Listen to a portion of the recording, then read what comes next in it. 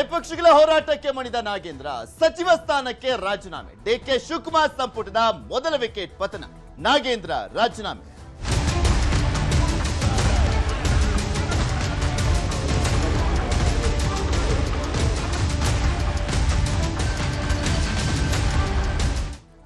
ಅಧಿವೇಶನವನ್ನ ಅಪೋಷಣಕ್ಕೆ ತೆಗೆದುಕೊಂಡಿದ್ದಂತ ಹೆಸರು ಅದು ನಾಗೇಂದ್ರ. ನಾಗೇಂದ್ರ ಅವರ ವಿಚಾರದಲ್ಲೇ ಅಧಿವೇಶನ ಎಲ್ಲವೂ ಕೂಡ ನೀರಲ್ಲಿ ಹೋಮ ಆದಂತಾಗಿತ್ತು.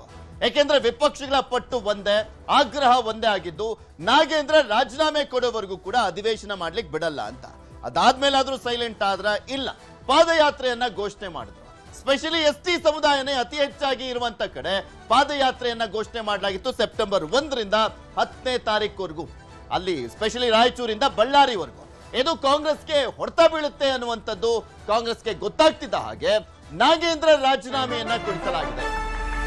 ನಾಗೇಂದ್ರ ರಾಜೀನಾಮೆಯನ್ನ ಕೊಟ್ಟಿದ್ದಾರೆ. ಅಕ್ಸೆಪ್ಟ್ ಆಗಬೇಕಾಗಿದೆ ಅಷ್ಟೇ. ವಿಪಕ್ಷಗಳ ಹೋರಾಟಕ್ಕೆ ಮುಣಿದಿರುವಂತದ್ದು ಡಿಕೆ ಶಿವಕುಮಾರ್ ಅವರ ಸರ್ಕಾರ. ಸಚಿವ ಸ್ಥಾನಕ್ಕೆ ಕಡೆಗೂ ನಾಗೇಂದ್ರ ರಾಜೀನಾಮೆ ಸಲ್ಲಿಕೆ ಮಾಡಿದ್ದಾರೆ. ನಾನೇ ಯಾಕ್ರಿ ರಾಜೀನಾಮೆ ಕೊಡಬೇಕು ಅಂತ ಹೇಳ್ತಾ ಇದ್ರು. ನಾನೇನು ಅಪರಾಧಿನ?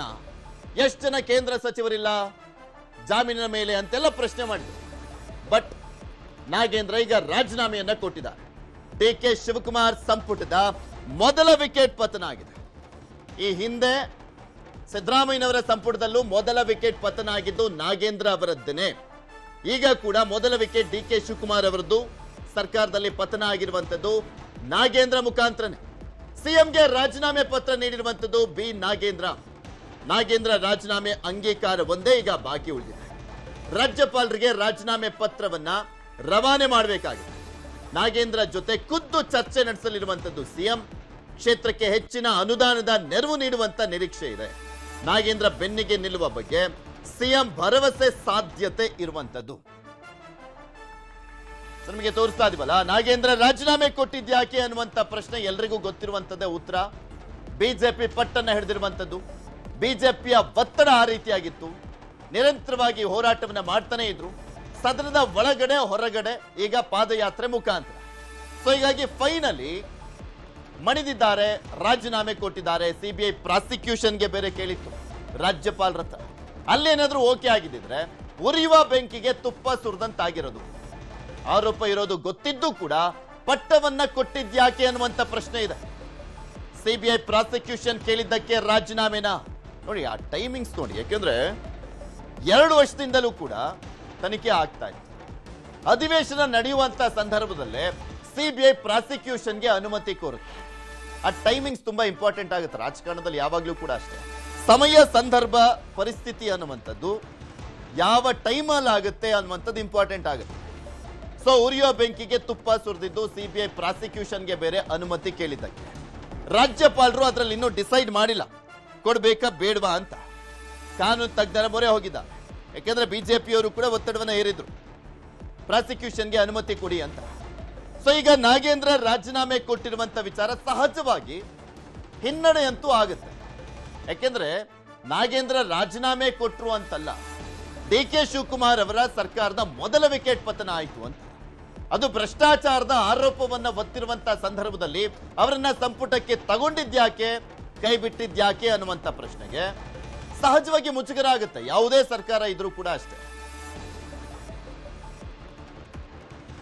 ಇದೆಲ್ಲದ್ರ ಬಗ್ಗೆ ಇನ್ನಷ್ಟು ಮಾಹಿತಿಯನ್ನ ಕೊಡ್ತಾ ಹೋಗ್ತಾರೆ ನಮ್ಮ ಪೊಲಿಟಿಕಲ್ ಬ್ಯೂರೋ ಮುಖ್ಯಸ್ಥರಾಗಿರುವಂತಹ ಚಿದಾನ್ ಪಟೇಲ್ ನಮ್ಮ ಜೊತೆ ನೇರ ಸಂಪರ್ಕದಲ್ಲಿ ಜಾಯ್ನ್ ಆಗಿದ್ದಾರೆ.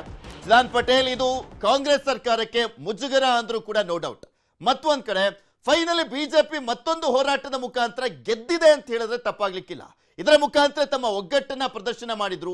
ಸದನದ ಒಳಗಡೆ ಹೊರಗಡೆ ಪಾದಯಾತ್ರೆ ಮುಖಾಂತರನೂ ಕೂಡ ಕಂಟಿನ್ಯೂ ಮಾಡುವ ಮುಖಾಂತರ ಕಾಂಗ್ರೆಸ್ಗೆ ದೊಡ್ಡ ಹೊಡೆತ ಕೊಡುವಂತ ಮುನ್ಸೂಚನೆ ಹಿನ್ನೆಲೆಯಲ್ಲೇ ಕಾಂಗ್ರೆಸ್ ಮಣಿತ, ನಾಗೇಂದ್ರ ಮಣಿದ್ರ, ಡಿಕೆ ಶಿವಕುಮಾರ್ ಅವರ ಒಂದು ಸರ್ಕಾರದಲ್ಲಿ ಮೊದಲ ವಿಕೆಟ್ ಪತನ ಆಗುವ ಮುಖಾಂತರ ಡಿಕೆ ಶಿವಕುಮಾರ್ ಅವರಿಗೂ ಕೂಡ ಹಿನ್ನಡೆ ಆಯ್ತಾ ಇದು ಅಂತ. ಶಿವರಾಜ್ ಆರ್ನಳ್ಳಿ, ಇದು ಈ ಹಿಂದಿನ ಸಿದ್ದರಾಮಯ್ಯ ನೇತೃತ್ವ ಸರ್ಕಾರದಲ್ಲಿ ಈ ಒಂದು ವಾಲ್ಮೀಕಿ ಹಗರಣ ನಡೆದಿರ್ತಕ್ಕಂಥದ್ದು. ಸುಮಾರು 187 ಕೋಟಿ ಹಗರಣ ಅಂತೇಳಿ ಅವತ್ತು ಹೇಳಲಾಯಿತು. ನಂತರ ಇದು 89 ಕೋಟಿಗೆ ಈ ಹಗರಣ ಬಂದು ನಿಂತಿತ್ತು. ಮತ್ತು ವಾಲ್ಮೀಕಿ ನಿಗಮದ ಅಧಿಕಾರಿಯೊಬ್ಬರು ಶಿವಮೊಗ್ಗದಲ್ಲಿ ಆತ್ಮಹತ್ಯೆಯನ್ನು ಮಾಡಿಕೊಂಡ್ರು. ಆತ್ಮಹತ್ಯೆಯ ಸಂದರ್ಭ ಮುನ್ನ ಅವರು ಒಂದು ಡೆತ್ ನೋಟನ್ನು ಬರೆದಿಟ್ಟರು. ಡೆತ್ ನೋಟ್ರಲ್ಲಿ ಸಚಿವರ ಹೆಸರನ್ನು ಉಲ್ಲೇಖ ಮಾಡಿರಲಿಲ್ಲ, ಆದರೆ ಸಚಿವರು ಅನ್ನೋ ಒಂದು ಪದವನ್ನು ಬಳಸಿದರು. ಅವತ್ತು ಕೂಡ ಇಲಾಖಾ ಸಚಿವರು ST ಸಚಿವರಾಗಿದ್ದಂಥವರು ನಾಗೇಂದ್ರ ಅವರು ಕೂಡ ಆಗಿದ್ದು. ಜೊತೆಗೆ ಸರ್ಕಾರ ಕೂಡ ತನಿಖೆಯನ್ನು ಮಾಡ್ತು, SIT ತನಿಖೆ ಕೂಡ ಮಾಡ್ತು. ಮತ್ತು ವಿಧಾನಸಭೆಯಲ್ಲೂ ಕೂಡ ಅವತ್ತಿನ ಮುಖ್ಯಮಂತ್ರಿ ಆಗಿದ್ದಂಥ ಸಿದ್ದರಾಮಯ್ಯನವರು ಹಗರಣ ಎಲ್ಲೊಂದು ಕಡೆ ಹಣ ಮಿಸ್ಯೂಸ್ ಆಗಿರುವುದು ಸತ್ಯ, ಮತ್ತು ಅದರಲ್ಲಿ ವಸೂಲಿ ಕೂಡ ಮಾಡಿದ್ದೇವೆ, ಮತ್ತು ಇದರಲ್ಲಿ ಗಂಭೀರವಾದ ಆರೋಪ ಬಂದಿದೆ ಅನ್ನೋ ಮುಖಾಂತರ ಸರ್ಕಾರವೇ ವಾಲ್ಮೀಕಿ ಹಗರಣ ನಡೆದಿರುವ ಸಂಬಂಧಪಟ್ಟಾಗೆ ಸದನದಲ್ಲೇ ಮುಖ್ಯಮಂತ್ರಿಗಳೇ ಒಪ್ಪಿಕೊಂಡರು. ನಂತರ ಈ ಪ್ರಕರಣ ಇಡಿ ಮಧ್ಯಪ್ರವೇಶ ಮಾಡ್ತು ಮತ್ತು ಸರ್ಕಾರ ತನಿಖೆಗೆ ಕೂಡ ಕೊಡ್ತು. ಹಾಗಾಗಿ ತನಿಖೆ ಪೂರ್ಣಗೊಳ್ಳುವವರೆಗೂ ಕೂಡ ನಾವು ಸರ್ಕಾರದಲ್ಲಿ ಸಚಿವರಾಗಿ ನಾವು ನಾಗೇಂದ್ರ ಅವ್ರನ್ನ ಇಟ್ಕೊಳ್ಳಲ್ಲ ಅಂತ ಹೇಳಿ ಎಲ್ಲೊಂದ್ ಕಡೆ ನಾಗೇಂದ್ರ ಅವರಿಗೆ ನಮ್ಮ ಜೊತೆ ವಿಧಾನ ಪರಿಷತ್ನ ವಿರೋಧ ಪಕ್ಷ ನಾಯಕರಾಗಿರುವಂತಹ ಚಲವಾದಿ ನಾರಾಯಣ ಸ್ವಾಮಿ ಅವರು ದೂರವಾಣಿ ಸಂಪರ್ಕದಲ್ಲಿದ್ದಾರೆ. ನಮಸ್ಕಾರ ಸರ್. ನಮಸ್ಕಾರ ಸರ್. ನಿಮ್ಮ ಹೋರಾಟಕ್ಕೆ ಜಯ ಸಿಕ್ಕಂತಾಯ್ತಾ? ಈಗ ನಾಗೇಂದ್ರ ರಾಜೀನಾಮೆ ಕೊಟ್ಟಿದ್ದಾರಂತೆ. ಭಾರತೀಯ ಜನತಾ ಪಕ್ಷದ ಭ್ರಷ್ಟಾಚಾರದ ವಿರುದ್ಧದ ಹೋರಾಟಕ್ಕೆ ಇದೊಂದು ಜಯ ಸಿಕ್ಕಿದೆ.